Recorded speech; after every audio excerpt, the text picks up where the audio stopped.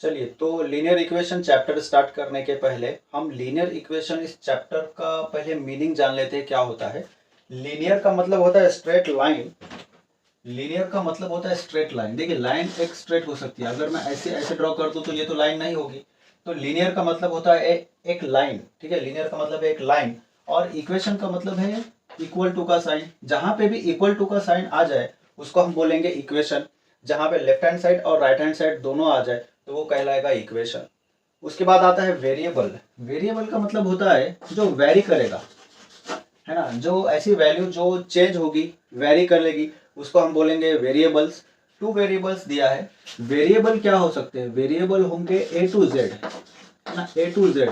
आपने ऐसा देखा ना, 2x नंबर देखा है और 3y नंबर देखा है आपने।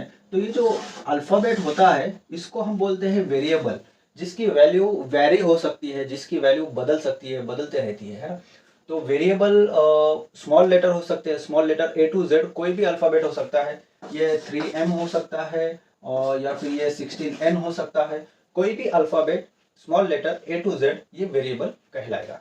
लीनियर इक्वेशन जो होता है उसका जनरल फॉर्म क्या होता है? जनरल फॉर्म है ax plus B Y plus C is equal to zero.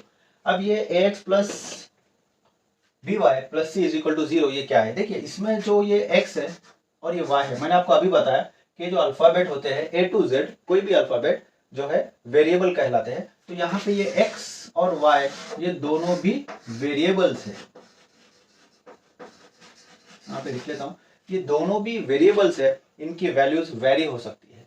उसके बाद ये जो c है ये है हमारा कांस्टेंट। देखिए, कांस्टेंट का मतलब क्या होता है कि अगर मैं आपको बोलूं 10, 10 का मीनिंग होता है 10, इसके ना आगे कुछ ना पीछे कुछ। 10 का मतलब होता है कि एग्जैक्टली 10। तो ऐसी वैल्यू जिसके साथ में वेरिएबल नहीं है उसको हम बोलेंगे कांस्टेंट।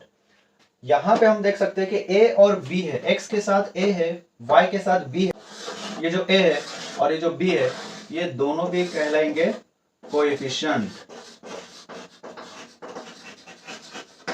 ये a और ये b ये दोनों भी कहलाएंगे कोएफिशिएंट। तो आपको ये 1 या 2 मार्क के लिए क्वेश्चन आता है कि x का कोएफिशिएंट पहचानिए। तो समझो यहाँ पे मैं फॉर एग्जांपल लिख रहा हूँ 2x। तो ऐसा क्वेश्चन आता है कि x का कोएफिशिएंट पहचानिए। तो आपको लिखना है कि x का कोएफिशिएंट 2 है, तो इसका आंसर होगा कि 2।